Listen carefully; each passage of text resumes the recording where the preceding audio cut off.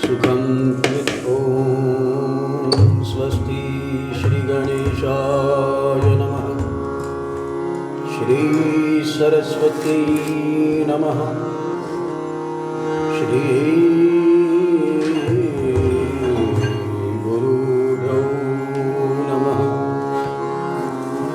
ॐ पार्थाय प्रतिपूजितां भगवता नारायणेन स्वयं व्यासेन ग्रथितां पुराणमुनिनां मध्ये महाभारतम् अद्वैतामृतवर्षिणीं भगवतीम् अष्टादशाध्यायिनीम् अहं भक्त्वामनुसन्दधामि भगवद्गीते भवद्वेषिणीं। नमोऽस्तुते व्यासविशालबुद्धे कुल्लारविन्दायतपत्रनेत्रम् येन त्वया भारततैलपूर्णः प्रज्वालितो ज्ञानमयप्रदीप। नारायणं नमस्कृत्यं नरं चैव नरोत्तमं देवीं सरस्वतीं व्यासं ततो जयमुदीरयेत्। गोपाल कृष्ण भगवान की जय। श्री हनुमान जी महाराज की। श्री भगवद गीता मैया की जय। श्री राम जय जय राम। श्री राम जय राम।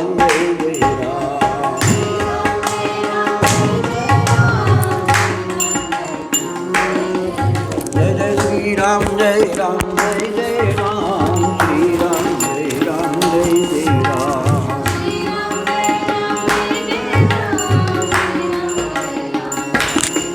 जय जय श्री राम जय राम जय राम। श्री राम जय राम जय राम।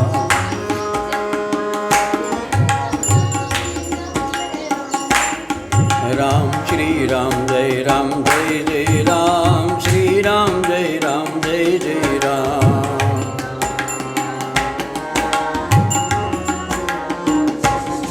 राम श्री राम जय राम जय राम। जय श्री राम जय राम जय राम।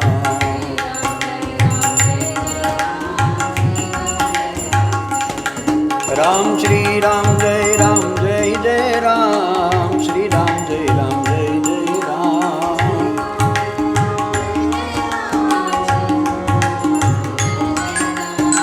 श्री राम जय राम जय राम। जय श्री राम जय राम जय राम। जय जय जय श्री राम जय राम जय राम। श्री राम जय राम जय राम। श्री राम जय राम जय राम। जय श्री राम जय राम जय राम। राम श्री राम जय राम जय राम। जय श्री राम जय राम जय राम। गोपाल कृष्ण भगवान की। श्री भगवद गीता मैया की। यत्तदग्रे विषमीव परिणामे अमृतोपमम् तत्सुखं सात्विकं प्रोक्तम् आत्मबुद्धि प्रसादजम्।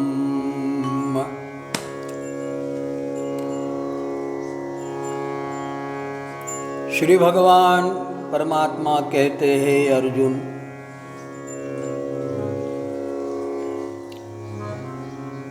सभी लोग सुख की अपेक्षा करते हैं। जगत में ऐसा कोई जीव जंतु नहीं है जिसको अपने जीवन में दुख चाहिए। है काका? हमको दुख चाहिए ऐसा कोई है? लेकिन एक है, विपदा संतु न शश्वत। कुंती ने दुख मांगा भगवान से। वो चाहती है कि भगवान हम सुख के कारण मदोन्मत्त हो जाए और तुम्हारा भान ही भूल जाए, तुम्हारा स्मरण करना भूल जाए।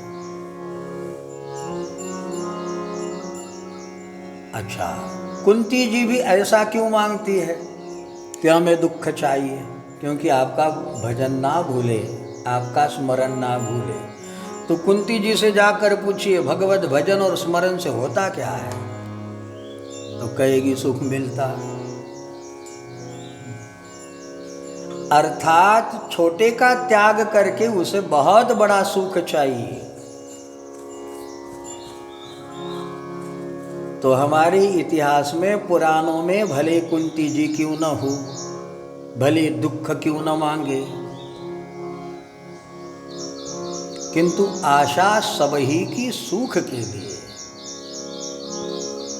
तमाम जीव मात्र यदि प्रयत्नशील है तो उसका कारण, उसकी वजह, उसका हेतु एक ही है कि उसे सुख चाहिए।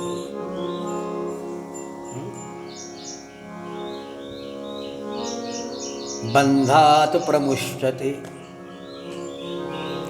उसको बंधन से मुक्त चाहिए, इसी का नाम तो मोक्ष है। तो भगवान कहते हैं कि भाई ये बड़ी छोटी सी कला है जो मनुष्य मात्र अपना सकता है। देखो ये कला कैसी है। हम जहां रहते, जो करते, उसमें सुख मिलना शुरू हो जाता है ना। आप चाय पियो तो आपको चाय पीने में सुख लगेगा, आप न पियो तो न पीने में सुख मिलना शुरू हो जाएगा। आप जहाँ जिस रूम में रहते हो तो पहले तो नए रूम हो, नया मकान हो तो सुख नहीं लगता, लेकिन वहाँ रहना शुरू कर दो, रम जाओ तो वहीं सुख लगने लगता है। तो व्यक्ति को ऐसा सुख क्यों लगता है? उसका कारण उसकी आत्मा स्वयं सुख स्वरूप है, स्वयं आनंद कंद है, इसलिए आत्मा से सुख लेता है। मन की एकाग्रता में उस सुख का दोहन होता।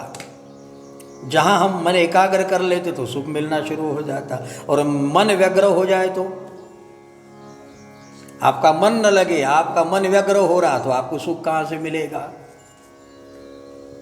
देखो, दो मित्र अगर कहीं गए हो, एक मित्र को आनंद लग रहा,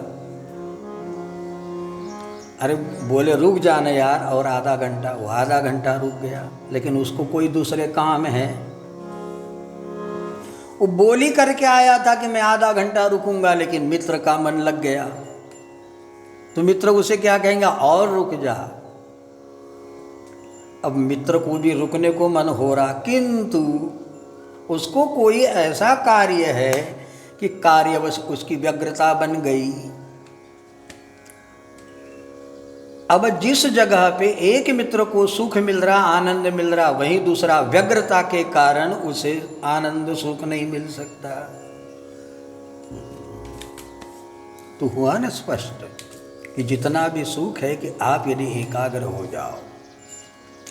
इसीलिए कहते कि भोजन करते समय या तो अन्न की स्तुति करो अथवा तो मौन रहो, तो आपको आनंद मिलेगा। या तो मौन रहो, और बोलना ही है तो अन्न की स्तुति करो। अन्न ब्रह्म है ना, हाँ, ये ठीक नहीं बना मत कहो, क्योंकि भगवान को भोग लग कर आया है। तो भगवान कहते हैं कि यदि हम अभ्यास करें तो हम अभ्यास के द्वारा शाश्वत सुख को प्राप्त कर सकते हैं। मन की एकाग्रता में आत्मा के कारण यह हमें सुख मिल रहा, किंतु हम आरोपण इंद्रियों पे कर लेते, जड़ शरीर पे कर लेते कि हमने ऐसा देखा इसलिए आनंद हुआ, हमने ऐसा चखा इसलिए आनंद हुआ। ये चखने से, देखने से आनंद नहीं है, बल्कि तुम्हारा मन वहाँ एकाग्र हो गया तो आत्मा से आपको आनंद मिल गया। ठीक है ना, यह हुई सुख की व्याख्या, दुख की व्याख्या। किंतु भगवान कहते यदि सच्चा सुख चाहते हो, तुम रजोगुण से प्रेरित सुख न मानो, तमोगुण से प्रेरित सुख न मानो। रजोगुण से प्रेरित क्या होता है? श्रृंगार में। तमोगुण से प्रेरित क्या होता है? उटपटांग अस्त व्यस्त। और सत्वगुण से प्रेरित क्या होता है? जिस विषय से स्वयं भी सुख को पाता है और दूसरे भी, आश्रित भी, पड़ोसी भी सुखी होते हैं। जो कर्म करने से हम भी सुखी होते हैं और दूसरा भी सकून को अनुभव करता हो, ऐसे कर्म ही विहित कर्म है, शास्त्रोचित कर्म है। हाँ, वैर वैमनस्य से कोई उसको बुरा माने, ये उसका लुकआउट हुआ, किंतु सीधी सीधी बात में तो शास्त्रोक्त विहित कर्मों से कहना चाहिए कि जो कर्म करने से तुम्हें और दूसरों को इह और परलोक जिसका सफल होता हो, उसे सत्कर्म करना चाहिए। तो भगवान कहते सुखम त्विदानी त्रिविधम शृणु मे भरतर्षभ। सुखम त्विदानी त्रिविधम शृणु मे भरतर्षभ। अभ्यासाग्रमते यत्र दुःखान्तं च निगच्छति। अभ्यासाग्रमते यत्र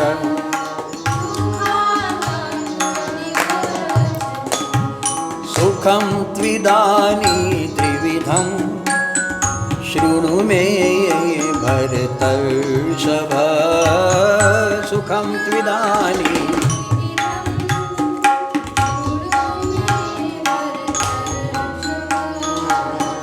यत्तदाग्रे विषमीव परिणामे अमृतोपमम्।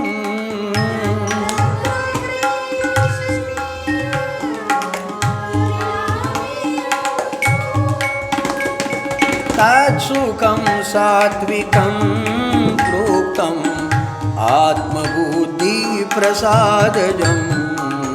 सुखं त्विदानी त्रिविधं शृणु मे भरतर्षभ। सुखं त्विदानी त्रिविधं शृणु मे भरतर्षभ। शृणु मे भरतर्षभ। शृणु मे भरतर्षभ। तो तीन तरह का सुख भगवान बताते सारे जीव मात्र। किसी को रजोगुणी भोग ही अच्छा लगता है, किसी को चरपरा खाने में आनंद लगता है ना, किसको अखाद्य खाने में, हाँ,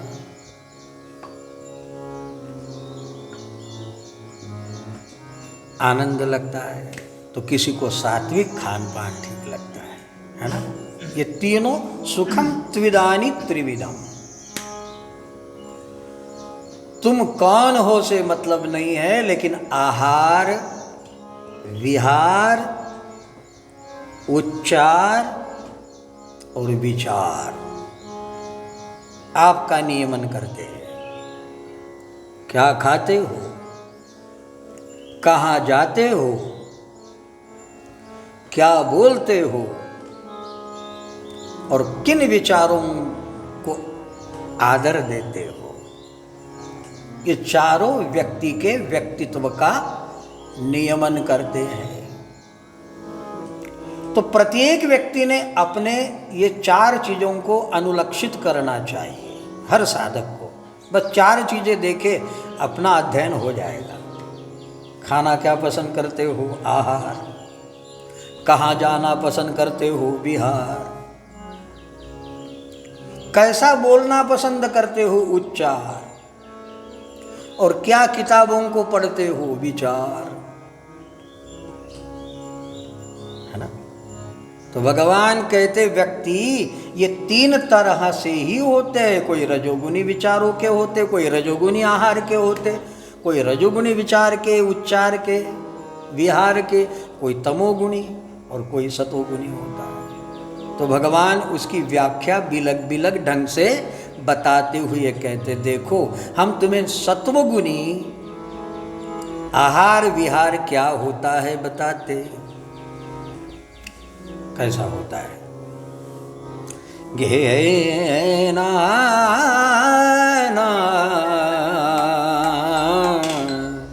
यतदग्रे विषमीव परिणामे अमृतोपमं यतदग्रे विषमीव परिणामे अमृतोपमं यतदग्रे विषमीव परिणामे अमृतोपमं यतदग्रे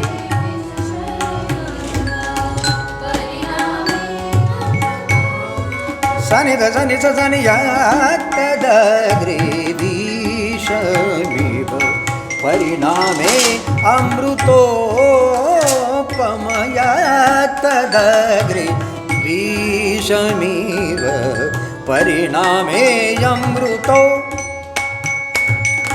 तत्सुखं सात्विकं प्रोक्तं तत्सुखं आत्मबुद्धि प्रसादजं यतदग्रे विषमीव परिणामे अमृतोपमं यतदग्रे विषमीव परिणामे अमृतो परिणामे अमृतो परिणामे अमृतोपमं।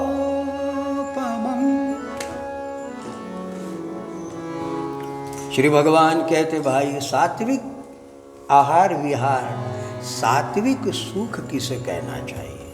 देखो भगवान इशारा करते यत्तत् अग्रे विषम इव, जो पहले हमें विष जैसा लगे किंतु परिणाम अमृतकारी हो,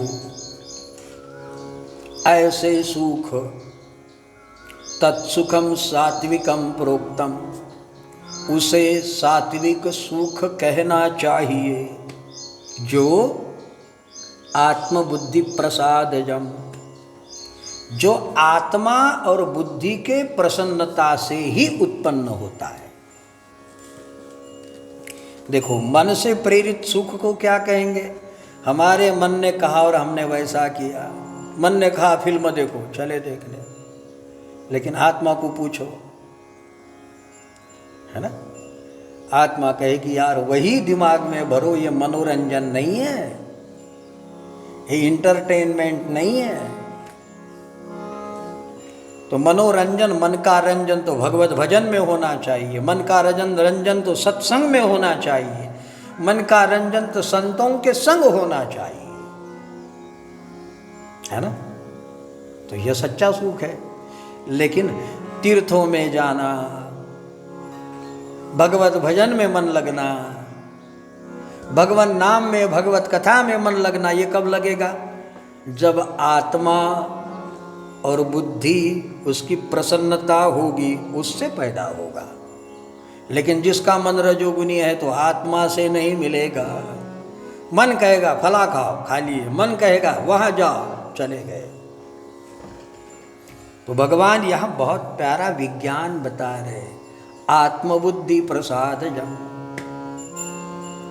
जो आत्मा के और निश्चयात्मिका शक्ति से प्रेरित होकर उत्पन्न होता है। लेकिन ऐसा सुख कैसा होता है? यत्तद अग्रे विषम इव, जो सुख पहले विष जैसा अनुभव होता है। जैसे हमारे पूज्य राजेंद्र दास जी महाराज कहते हैं ना कि कोरोना से निपटना है तो पंचगव्य का सेवन करो और गोमूत्र का पान तो प्रतिदिन करो क्या कहते, पंचगव्य का सेवन बीच बीच में करो, सिद्ध संत है। अब वे महापुरुष कहते गोमूत्र का सेवन तो प्रतिदिन करो। हमारा अपना तो सबका सौभाग्य है कि गौ माता आंगन में है, लेकिन जब गोमूत्र लेते समय यत्तद अग्रे विषमीव, लेते समय लगता है अरे राम राम, लेकिन उसका जो परिणाम है। डोंगरे जी बाप जी कहते 6 महीना गाय की बछिया का यदि हम 108 बार वस्त्र पूत करके गोमूत्र पिए 6 माह प्रति नियम से, तो आपका मन शुद्ध हो जाएगा। ये डोंगरे जी बाप जी कहते हैं।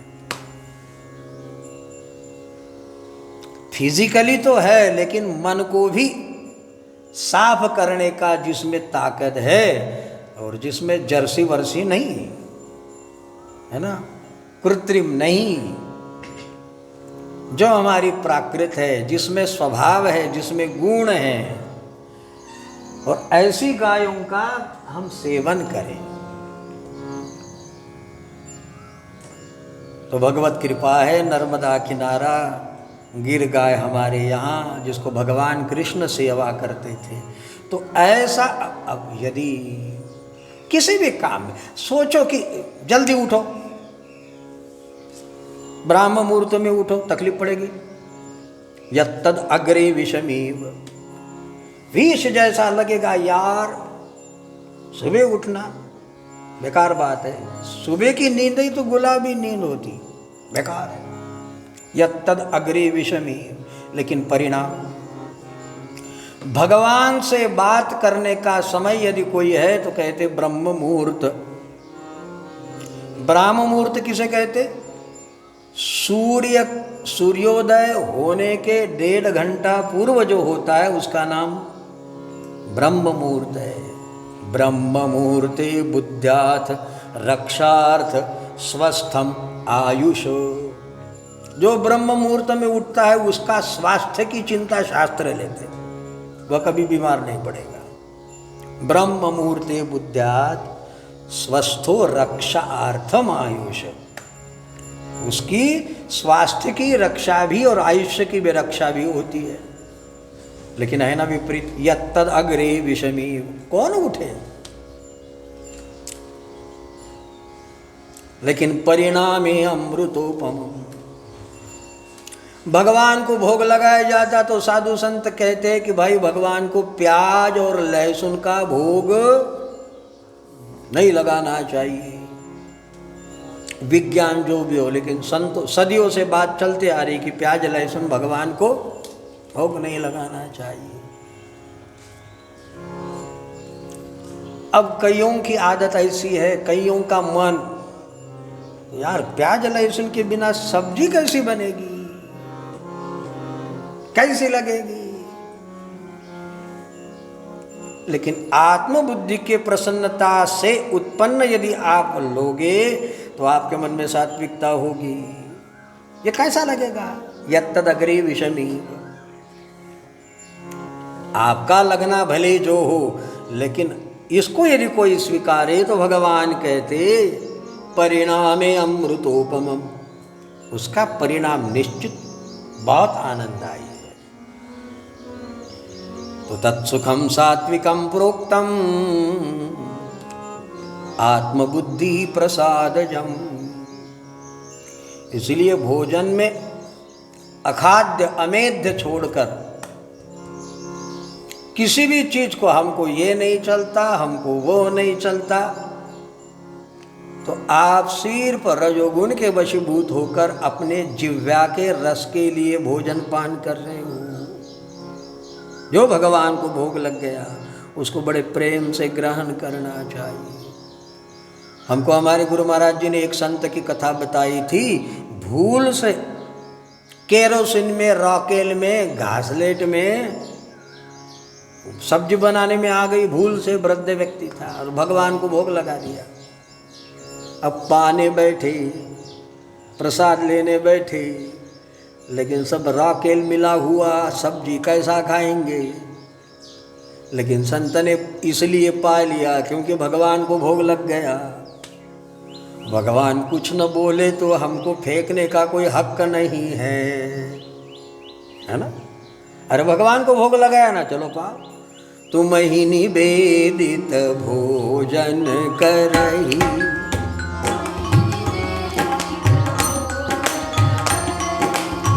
प्रभु प्रसाद पटभूषण धरही।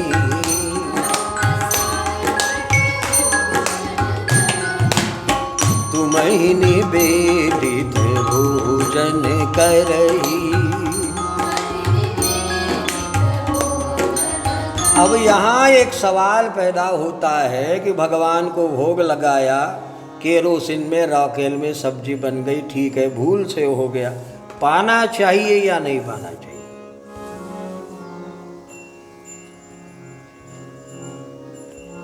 संकटकाळी बाहेर निघण्याचा मार्ग हा म्हणतो कि भगवान को क्षमा याचना कर लो, भगवान भूल से हो गया, माफ कर दो, अपराध सहस्त्र भाजनम में एक ये भी अपराध ले लो और हमको खुला छोड़ दो दूसरी सब्जी बनाने के लिए। सीधी बात तो ये है। अब यत्तदग्रे विषमीव, पाने में तो विषमीव लगेगा, लेकिन आत्मबुद्धि प्रसाद जा भक्ति पनपेगी, भक्ति कहेगी कि भगवान ने भोग लगाया। देखो ये सामान्य व्यक्ति नहीं कर सकता, भक्त ही कर सकता। भगवान ने यदि भोग लगाया है तो उसको मैं पाऊंगा। बताओ, मीरा को चरणामृत दिया और ठाकुर जी का चरणामृत तो था नहीं, जहर था, लेकिन वीणा नामक दासी ने कह दिया कि ये जो आपके पास में प्याला लाया गया है ना, ये जहर है। तुमको बताया कि ठाकुर जी का चरणामृत है, उसकी दासी ने बोल दिया कि ये जहर है, लेकिन कौन सुनेगा? वो बोली भगवान का चरणामृत कहाँ ना, ये जहर है, फला है, चाहे जो हो, लेकिन भगवान का चरणामृत है। और मीरा जी पी गई। बिख का प्याला राणा जी भेजा, बिख का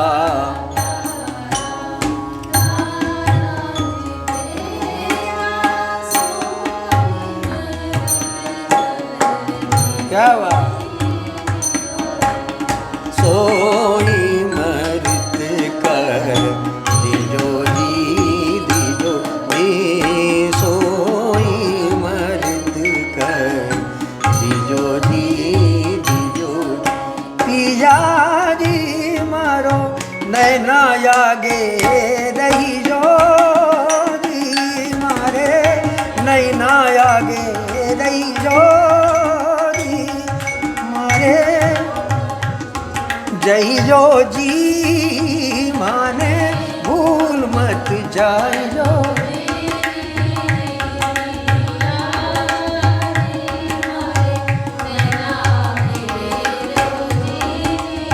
जय हो गो माता की।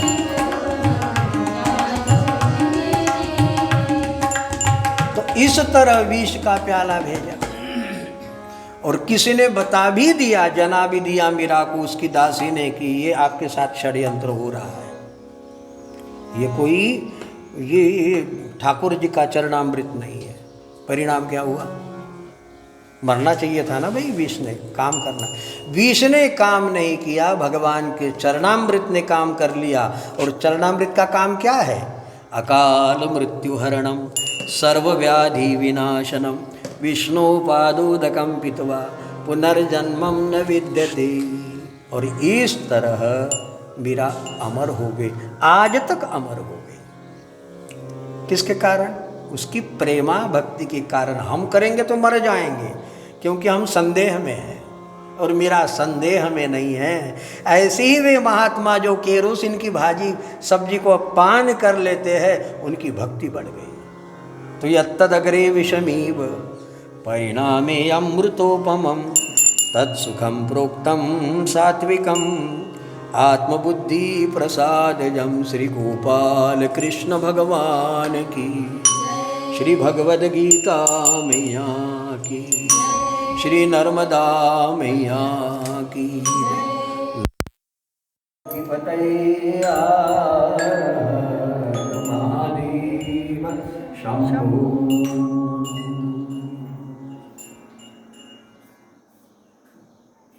प्रवचन सुनने आए।